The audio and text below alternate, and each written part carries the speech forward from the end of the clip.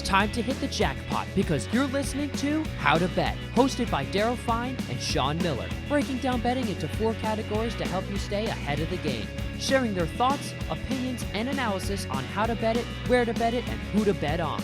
Now here are your hosts, Daryl Sean and Sean Miller. Hello, everyone, and welcome to How to Bet or HowToBet.com podcast. We appreciate you joining us. He is Sean Miller, and he is Neri Rodriguez. I'm Daryl Fine. And we broke down the West. We broke down the South. Now we're going to break down the East region. It'll be played in Philadelphia on Friday night. And, well, listen, history could be made. History could be made. History could be made on Friday night in Philadelphia. We'll see about that. And remember, you're watching us on YouTube. Hit that like button, the notification bell, and subscribe. Please subscribe. We appreciate that. That's the way we keep on going here. So subscribe to us. And remember to go to HowToBet.com. Various promos for sports books around the nation, including the 2 UC scrolling, very exclusive promotions from FanDuel and PointsBet. So get there early, get there often to HowToBet.com. And Sean, let's get into the East here. History could be made. First game in Philly on Friday night. The St. Peter's Peacocks, a 15 seed, has never gone to the Elite Eight. This is only the third time they've gotten to the Sweet 16. Yes, it is. And you remember what they are? The other teams, Florida Gulf Coast, Dunk City, man, and Dunk City. He got a job at USC. Oral Roberts last year, and now Shaheen Holloway and his St. Peter's Peacocks out of the MAC. Shaheen Holloway won't be coaching at St. Peter's next year. I'd be shocked, beyond shocked, if he was. I think Seton Hall looks like it's in his future after Willard moves to Maryland, which I think Maryland should have just gone with Holloway. To be honest with you, Willard does not win tournament games. He did a good job at Seton Hall. Look, it's not the easiest place to win, but you can win there. It's been proven before. PJ Carlissimo won there. Willard has won there, but he just doesn't win tournament games. When he was the MAC at Iona, he never won a tournament game. I'm not even talking about not winning a tournament championship. He never won a tournament game. And then he moved on. His father's a legendary coach, so he does have some pedigree. But all in all, I don't get the move. But anyway, let's get to this game. St. Peter's. The technicality of a legend that recommended you. There you go. Genius. My man Andy T. He's the genius. St. Peter's, Purdue. Purdue, 12.5-point favorite. St. Peter's, the unbelievable upset over Kentucky. Then they beat Murray State. They were a 9-point dog in that one. Now they're a 12.5-point dog. The total is 136.5. I'll say this. We do knock the Big Ten. Purdue has been impressive. Now, I know Yale. They're expected to beat an Ivy League Yale team. They did. And then they took on a Texas team that's not bad. Texas not great, but they're not bad. And Purdue handled them quite easily in the end. So I've been a little bit impressed with Purdue. This is not a good matchup for an undersized St. Peter's team. But 12.5, it's teams on a roll. They got something going on. They got some mojo going on. Is there any chance that they not only cover, but they win the game? I mean, there's a chance they're in the game. Obviously. This, of course, Sean, is the largest spread on the board of any game going forward, 12.5. St. Peter's is 22-9 against the spread, and Purdue's not very good against the spread, 15-20, which, says to me maybe I'll take St. Peter's in the points here. I can't imagine they're going to win the game. This Purdue team's pretty good. I mean, the mismatch, at 7'4", and he's a mismatch against anybody, although he's not a great offensive talent, but he's a mismatch.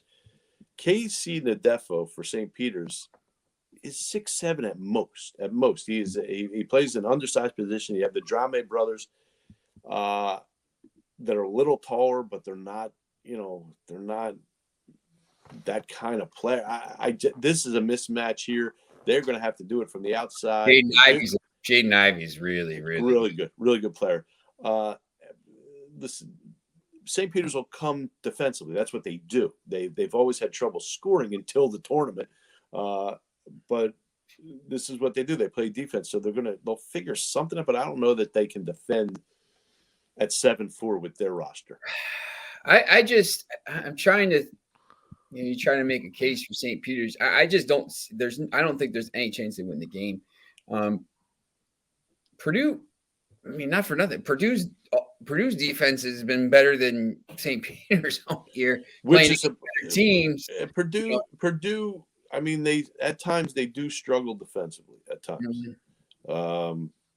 yeah, they lose some interest. They shoot 50% on the season. Yeah. I just they have 5 guys that can score. They have 5 the more I look at these numbers, the more I think maybe Purdue wins this pretty easily. The thing is with these 15 teams, some of these seeds that get to this point, I don't think they're going to be happy to be there. But at some point, you're going to run into a team that is a bad matchup or a bad, it just happens in the tournament.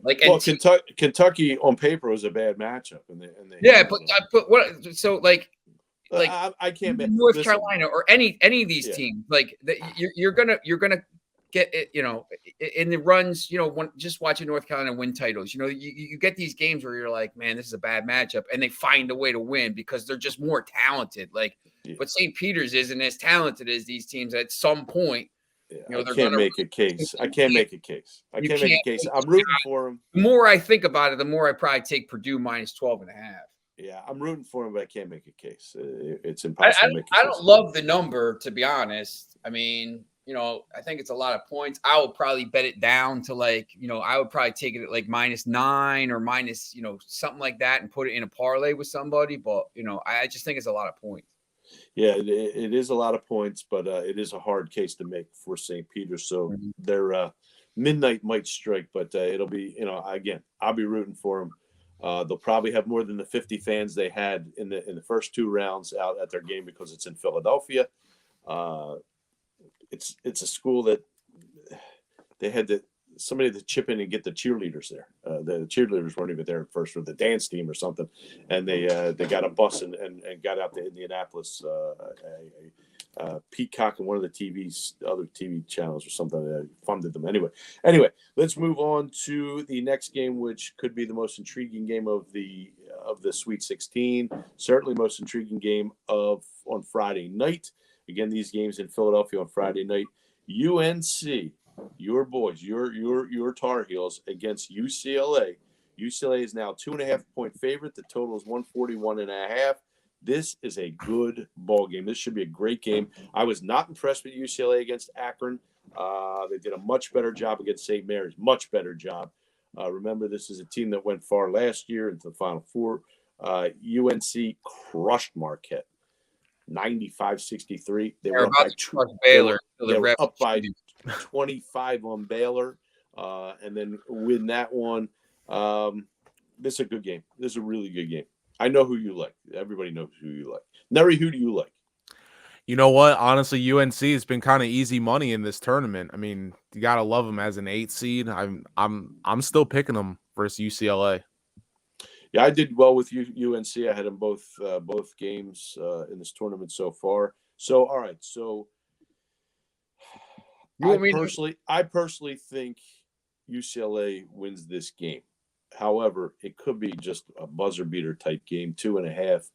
I'll go with UCLA. Now, you tell me why I am wrong. I should tell you why you're wrong about liking UCLA in this game. Look, North Carolina annihilated Marquette. They're on the way to annihilating Baylor, the top seed, the defending national champions, before the referees stepped in. Here's the other thing, too. That game, they blow a 25-point lead. They're getting screwed left and right by the refs. It goes to overtime, and what do they do in overtime? They blow out, but they blew them out in overtime. And at that point, they're very shorthanded. They were shorthanded, and they come back against all. When that game goes to overtime, I turned it off. I'm like, they lost. The game's over. They didn't do a thing. They ended up winning by 7. Baylor couldn't make a shot in overtime. Right? They were 3 for 11. It was crazy. Baylor had so many. They're pushing them, fouling them every inbounds pass. I know. So, I agree. Hey, I'm not a UNC guy, and I'm telling you, like we said, they got before, absolutely the referees were cheated. Awful. It was one-sided. It was awful, that game. I'm not sure what was going on, but it was bad. It was I think, there's somebody from the NCAA said, hey, let's get them back in the game, man. We can't be – this is the only game on TV right now. We got to get it close. So, but look, Manic was on the way to 40 points. Caleb Love didn't play a lot, so he's rested. Baycott is a beast. This team is good, and I know UCLA is – this is the game I picked, UCLA, UNC. And once again, UNC – was a preseason top 10 team. Now they're finally playing like it. Their defense was shutting down Baylor until, until the ref stepped in. I mean, Baylor couldn't do anything until Manic left the game. They couldn't do anything.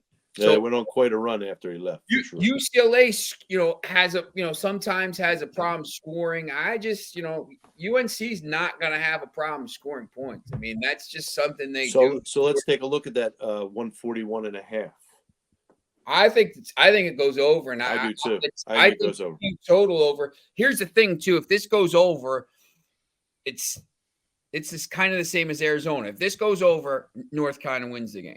If North Carolina's points go over, North Carolina's winning the game. The way North Carolina is not going to win this game is if they struggle to shoot. But once again, with Manic playing the way he's playing now in Baycott, I just don't think, you're guaranteed like 40 points, 50 points there. So, I just think that they're going to have – I think UCLA's going to have problems matching up with them. Everybody's talking about how UCLA causes everyone else problems. But, no one hasn't been talking about the North Carolina problems that they cause and the points. When you look back at the last month, I mean, look at the amount of points North Carolina's put up against some very good teams like Duke, Baylor. They put 93 points up against Baylor with two of their guys out on the bench. Listen, this should be a great game. I'm really looking forward to this one. Let's take a look at odds to win the East. Do we have the odds to win the East region? Neri, do we have those odds? Yeah, they're coming up right there. Okay. I don't think we have those odds. Yeah, no, because I'm in New Jersey, so they're. Oh, you couldn't get those odds up. I got them here. All right. So all right. So we'll just talk about the odds to win this one. What Neri meant by that, by the way, is because St. Peter's is involved, and they're a New Jersey school. When he goes to do the graphics, they're out of all the betting lines because they're in New Jersey and the casinos in New Jersey won't allow it. So interesting. Vegas used to be that way. They're not anymore. But UCLA's plus 220. Purdue's minus 135. UCLA plus 220. North Carolina plus 370 now, down from plus 2,500 when I bet them. Wait, what did you say Purdue was? Minus 135. Purdue favored to come out. That's interesting. Odds to make the Final Four. Yeah, Purdue. That is interesting. Okay. All right. So 135, Sean? Here's the thing. Yeah, minus 135. I mean, you see this sometimes in like the Champions League. They're just expecting Purdue to walk through. So basically, they already have them in the final, where UCLA and UNC is a tough game. So like you can't have those odds. Yeah, but I would say I'd rather take. I would say UNC, North Carolina or UCLA against Purdue. I like either one of those teams against this Purdue team, even though I've been a little bit more impressed than I thought I would be.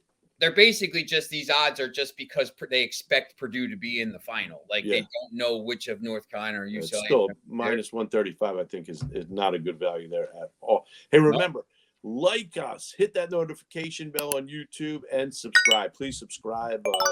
We appreciate that. Go to HowToBet.com. You'll see various sportsbook promotions from sportsbooks around the country, including the two that we're scrolling on the bottom, FanDuel and PointsBet. So get there early, get there often to HowToBet.com.